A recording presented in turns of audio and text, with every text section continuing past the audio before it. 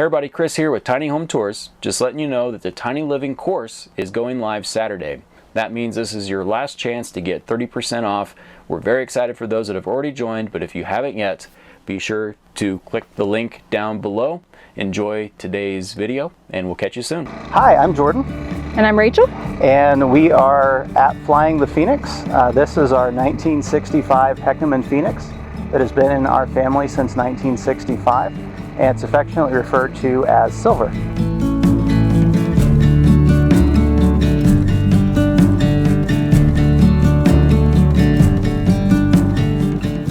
Welcome to the Phoenix. Inside, we're here at the front in the kitchen area where we have a huge countertop space. This used to be the dinette in its original format, but we decided we didn't want a dinette anymore. We wanted more storage. So we have 5 drawers here on the bottom, and we have 2 storage spaces at the top. Both of these storage spaces up above are for all of our food storage, and they have these lovely little latching hinges at the top so that you don't have to hold it with your head, because I'm only 5'2", so I definitely can't do that. Down here at the bottom we have gray water storage, and we have trash, which is really nice to have it right up front. So below we have 7 gallons of gray water storage, which we do probably 50-50 boondocking. So usually we're like side of the road, like Love's truck stop kind of people who dump our gray water there. But if we're at a campground, usually we just dump on the way out. We try not to carry water on board when we're traveling because the camper is not very easy to tow as it is, and that really hinders our ability to especially be on the interstate. So we try and travel as dry as we possibly can. The countertops here are finished in spar urethane, and they are cedar. Our sink is actually an original piece from the 1965 fresh out of the factory camper build, and we've got original fixtures here and here, but we decided that we needed to add a sprayer because there isn't a lot of maneuverability in this tiny little sink, so the sprayer helps with doing dishes. Over here we keep all of our propane.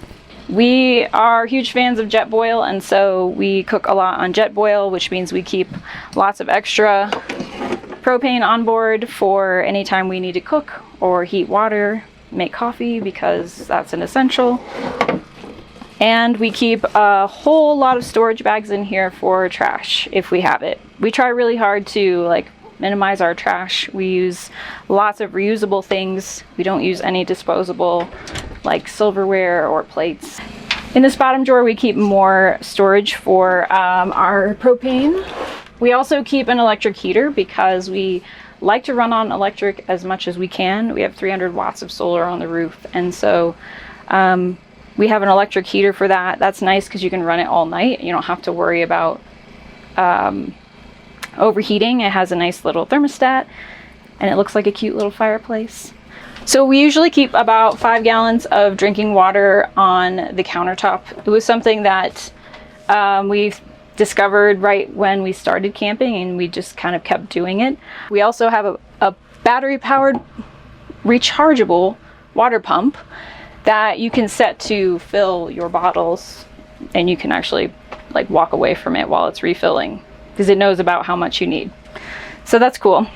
One fun thing that people have really enjoyed about our rig is that we have 50-pound magnets attached to the bottom of our cabinets, so we can put all of our pots and pans up above, and we actually travel with them going down the road like that, and we have only lost we've only lost this pan one time, but we also do that for mugs and bowls. This is a whole set of metal bowls over here.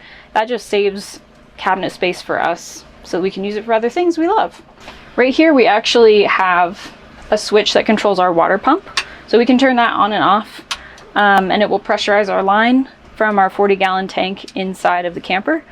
So we'll flip that on if you want to wash dishes, and then you can have nice pressure in the sprayer. Overhead cabinets right here are all of our clothes.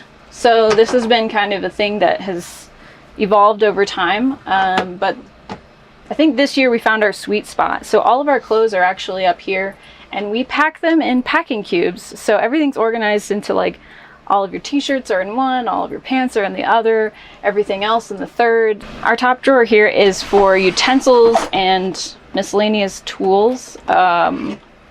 We have a solar powered charging flashlight, so if we're off grid and we can't charge or run out of batteries, like we're stupid and don't pack any, we can pull this out and let it sit in the sun and it will charge this up. This also has like roadside assistance kind of deal where it will flash like red lights. So if you have trouble on the side of the road and you need to let somebody know that you're there stuck on the side of the road, you can set this up. The next drawer down is all of our toiletries. So everything we keep is pretty much travel size. Occasionally we'll keep like multiples of things we use really often, like face wash, or if we bring like little tiny deodorants. We keep extra supplies down here. We always have extra fuses because we are always prepared for emergencies. We have pot holders, we have a first aid kit, we have additional pots and pans and storage bags, which we use when we cook too much food and we want to save it for tomorrow. And then the very bottom, this little secret compartment, folds open, and it is filled with our house slippers because we try and minimize dust and dirt inside. A handheld vacuum that plugs in to our outlet here. And then we have a short power cable down below.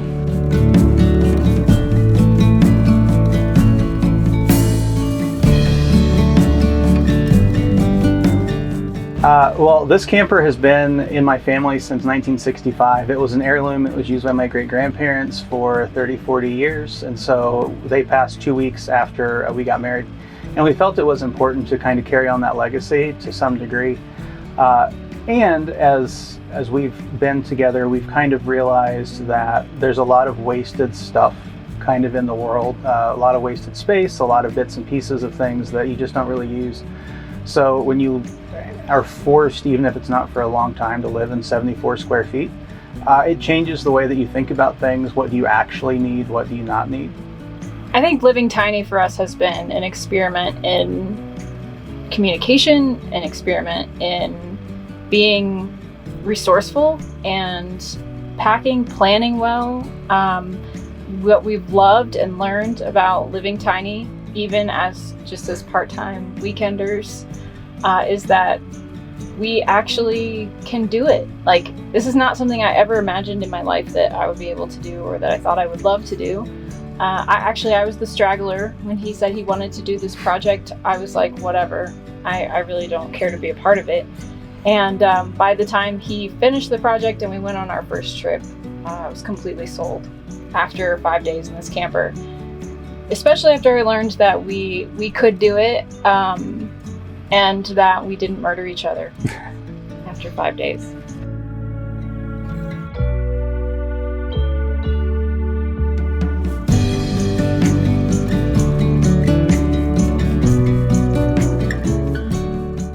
So welcome to the back half of the camper. This is our bedroom slash dining area, depending on how we have it set up for the day and what else is in the way. I'm currently sitting on our full-size queen bed. This was something that was really important to us as we were building out the camper, mostly because I'm 6'2" and I'm over 200 pounds. So I didn't want to have to curl up in a ball every night. I tent camped for about 10 years before we moved into the camper. And one of the things that was really important to me was a good night's sleep. So not only is this a full queen, but it's a 10-inch memory foam mattress to have that good night's sleep as much as we can. We actually designed this originally to be a convertible sofa slash bed. And we did convert it for the first few times that we used it every day. It kind of made it nice. But then we realized it was a huge pain in the butt, and we were missing out on about 2 feet of storage, give or take a little bit. That was just wasted space. And this camper is 74 square feet before you put stuff in it. So it was important for us to make as much use of the space as we can. So now this is a permanent bed. It can be converted. We just choose not to. And it now holds the cabinet underneath it for our refrigerator, which is a handy place to put it. This also holds our trunk space in the very back, and then to my left and underneath is where all of our electrical components are. So it holds our batteries, our solar charge controller, the DC power, and all of our wiring runs along this side of the camper. It was that way originally. The holes were already drilled, and when you're trying to get a large drill bit and a drill into some of these little bitty compartments to drill a hole, it just doesn't work. You make use of what you have. On the right side of the bed is, as Rachel mentioned, our water storage. So that tank sits on the far side, and it does a good job. We had to give up one seating area to fit it in, but that's okay because there's only two of us most of the time. Also behind me is a RAM mount. So this is kind of a multi-purpose mount. So we have a couple different holders for things. So right now it's holding our tablet and it holds our fan. What we actually discovered just on this trip was that in addition to that, because tablets have front-facing cameras, it makes a really good mirror. And it's one of the things that we've struggled with. Well, Rachel has struggled with. I don't have enough hair to matter. Is how do you fit a mirror in here and not kind of disrupt the aesthetic that you have going on? So we've tried, putting portable mirrors, propping them up places, and that just usually doesn't work very well. So this works well. It also makes a nice convenient spot for our 12-volt fan. And then it is right in your face when you go to bed if it's hot outside. We do not have AC on board. It's kind of one of our wish list items. But when you're dealing with such a small space, it's really hard to fit something that takes up like 6 or 8 cubic feet in a small space. So it's something we'll get to eventually once we figure out a place to put it. But instead we have a lot of USB powered fans, and then we have a Max Air fan up top, and it's the large model. So it supposedly pulls 1,000 cubic feet when it's on high, and it does a good job. You figure out the window open situation to get it to maximize the airflow, and it's comfortable. We've camped when it's 90, 100 degrees and it's hot, but the airflow makes it tolerable. So our little bedside table, typically when we sleep, I sleep at the back of the camper, and then Rachel sleeps up at the front. So she's not as tall as me, and putting stuff on the tall countertop was a bit of a stretch. Where do you put things? So we found this little bamboo clip-on table. It's actually like for a dorm room that clips onto our trim for our bed, and it's kind of this little catch-all. So sometimes it holds USB cables or phones, battery banks when we're off grid, and it was just one of those nice little Amazon finds. A recent addition to the camper down here is a Lagoon table mount. We put off doing a table design. We didn't know exactly what we wanted to do, how often we were going to use kind of this little dinette seating / storage area. But this year we went ahead and bit the bullet. We were designing the cabinet for our refrigerator, which sits under the bed, and we'll show you. It's handy because it's tall enough that we can actually put the whole table on top of the bed. So if we have several people, or we just don't feel like sitting on the little seats, we can actually put the whole table on top of the bed and eat. Or if we are having a game night, we have a couple people in the camper, we can lower it down to kind of like a medium height, and so we can sit on the bed, 2 people can sit here, and it makes a nice multifunctional space. Down here is our fridge cabinet. It also serves as storage for our Lagoon table when we don't have it set up, and then it just turns into additional storage as well. So it's 53 liters. It's really energy efficient. It only pulls about 5 amps when it's on, and we keep it at 38 degrees all the time. So it doesn't use a whole lot of power. The one thing we don't like about it is this is a very tall, deep fridge, which means that things get lost, especially down in kind of the under area that goes back underneath the door. But overall, really like it. We did have to make one small addition when we put the fridge here as opposed to where it used to be in the front of the camper, and that was add some additional ventilation underneath.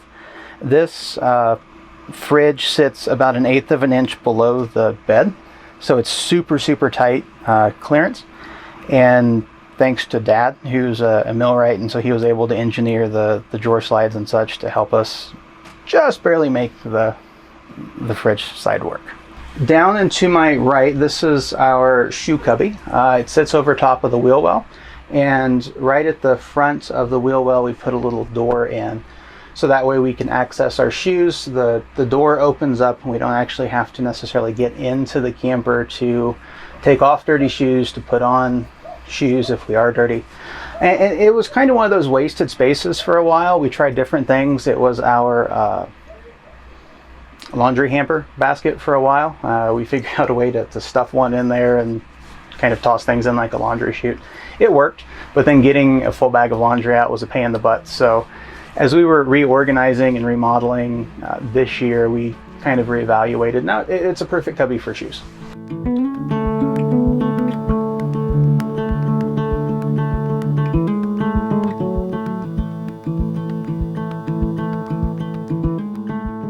This van, or this camper build, was a semi-budget build, so we knew what our budget was going in and we pretty much had to stick to it. I think we've decided that the next van or RV, whatever it is that we do, is not going to have as many financial restrictions. We really want to kit it out to be fully off-grid, tons of power, tons of solar, the shower, the potty, that sort of thing, which is just something we didn't have the financial resources to do a couple years ago with this one. It still functions, it still works, but some sacrifices were made, and then you have to go back and rework things, like the water, for instance. This didn't originally have water on board, at least powered water. So that let us figure out how to run and fit a giant water tank inside an existing space, whereas if I'd done it right from the beginning when it was gutted, it would have been a lot easier. And just to be clear, we didn't know how to do any of these things before we started. Everything we've done in here, we learned along the way. The carpentry, the running electrical, the solar, the water, plumbing, like we have no experience in that whatsoever. So this was all a learning experience for us from the very start. And yeah, so thank you to all the YouTube creators that kind of went away, did this, ahead of us. They really paved the way. And as we're watching individuals do builds now, what's available in 2021 is drastically different than what was available commercially in 2018. So doing this build now would be way easier than what it was even 3 years ago.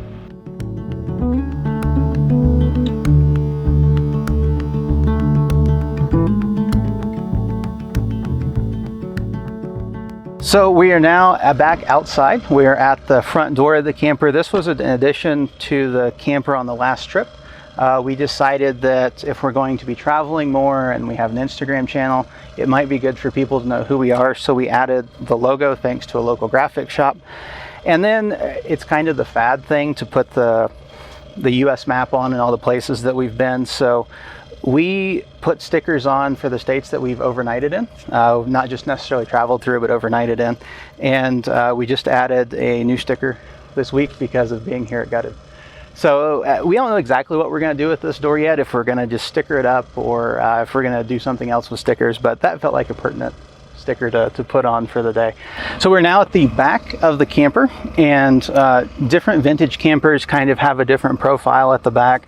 This one has this little bump out, which originally was the trunk of the camper, and I don't exactly know what the purpose of the trunk was.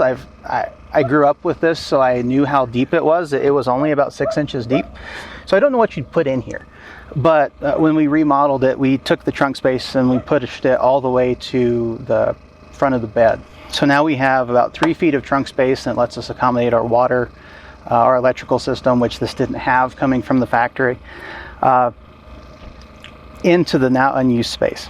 One item that we've realized with this camper is it's all aluminum, so it's metal, and all of these screens are also original. They used metal screens back in 1965. So this kind of acts like a Faraday cage. There are no signals that get in and out. So no cell phone, no Wi-Fi, nothing. And we've had to add a cell booster to the camper in order to actually use our phones, and I work sometimes from the road, as does Rachel. So we have to have some way to get Wi-Fi and cell signal inside. So this serves as one little item that I'm really particularly proud of, and it's down behind the license plate is the actual plug for the cellular antenna. So being a vintage camper, I didn't want to put all kinds of holes just randomly in the camper to accommodate things like a cell booster. So I agonized for a couple years. Where do I put it? You know, we were kind of running the cable out of the baggage door for a while. We found a little spot underneath that we used for a while, but I'm really pleased with this little spot that I found underneath the license plate. So we've got a little through hole or through skin plug that we now plug in. And this is our cellular antenna. So it's just your standard WeBoost antenna. But again, having a vintage camper, you can't just put a cell phone mount for an antenna like you would on a camper van or a more traditional Class A or Class C. So I had to come up with something. And what I came up with was the fiberglass flagpole holders. So like the banner things that you see holding, you know, flags on the side of the road. It works great. We use a couple worm clamps and it lets us run it up and down as we need. And then we have the stake, which goes in the ground. We are now at the very front of the camper. This is kind of the traditional place. You know, everybody knows what the front of a camper looks like. We've got our double bottle propane storage. And this year we finally added a smart jack. This was one of the best investments I think that we have made thus far. It remembers your hitch height and it automatically goes up and down, which doesn't sound like that big of a deal, but when you're doing this sometimes every day or every other day as you're traveling, it gets really annoying to crank this thing up and down all the time. Here is another item that we had to replace from the original build. Not all vintage campers have a rock guard, which is what this is, but this one did. It was fiberglass, and after 55 years the fiberglass was just trashed, had holes, and was just literally coming apart. So I went to Lowe's and found polycarbonate roof panels and made it fit into the frame. And then the same graphic company that made our logos took a sample of the original Phoenix logo and blew it up to this size. So this is just kind of a cool addition. It wasn't this way from the factory in 1965. It had just a little itty bitty fiberglass bird on the front. And it worked, but this so far has worked out really, really well for us.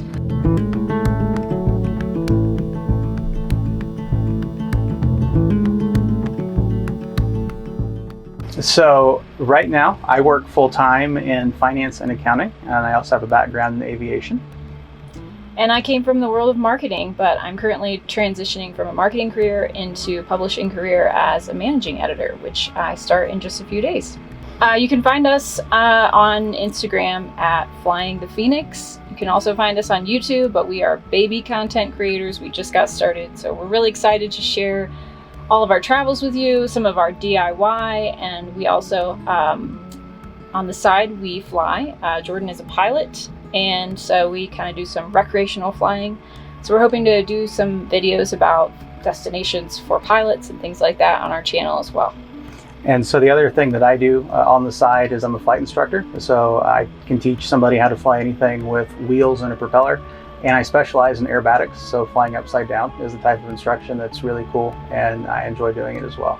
I just want to say thank you to the entire crew of our family who made this possible, because without them, this could not have happened. We have my mom from curtains and upholstery.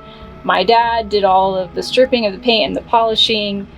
Jordan's grandpa helped so much with all the carpentry and planning and the layout, hardware. All of that has been, it's not just us, it's been this huge group effort, and we're so grateful for everyone who's poured their skills and their time into this to make it possible for us. And to my great grandpa, who's now been gone almost 10 years, but you know, without him kind of having this, let's go do this in 1965, we wouldn't be sitting here today in 2021, you know, with what we built.